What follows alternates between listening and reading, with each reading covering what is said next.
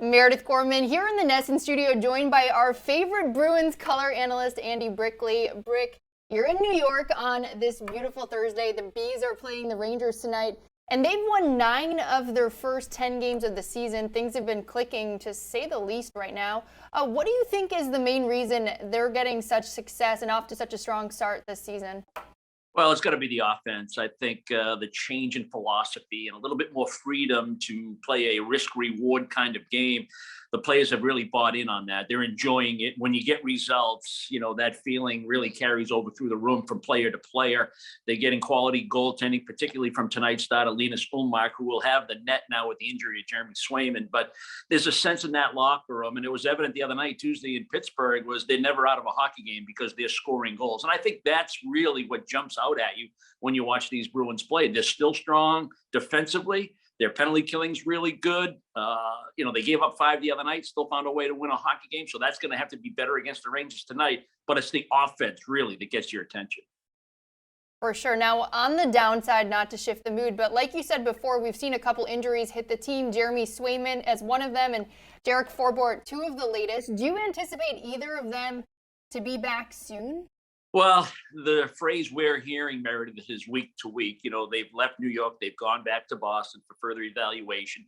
Other players will now draw into the lineup. Keith Kincaid on recall from Providence. And, of course, you had a choice of Mike Riley or Jacob Zaboral to fill in for Derek Forbort. And Riley will draw into the lineup tonight. You'll see some different lineup combinations on the back end. The expectation is Grizzlies will play with Carlo.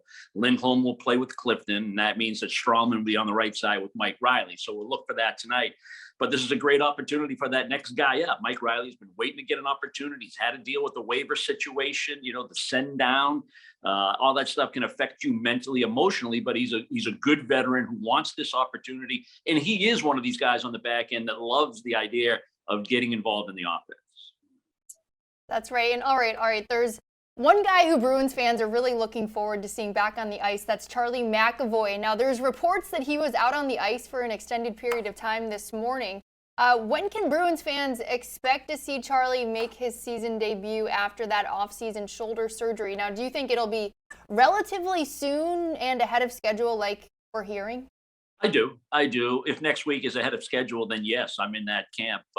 Watching this guy skate, much like the way Brad Marchand, they look ready to play. And, certainly no doctor, and I don't know what's going on in the inner parts of Charlie's body, and has he had enough time to heal. But based on what we see in practice, and it's full practice for Charlie McAvoy, he does look great. So I think the expectation is next week. They got a couple of more tough games with St. Louis and Calgary, but they're nicely spaced out Monday and Thursday. So that's a good schedule for him.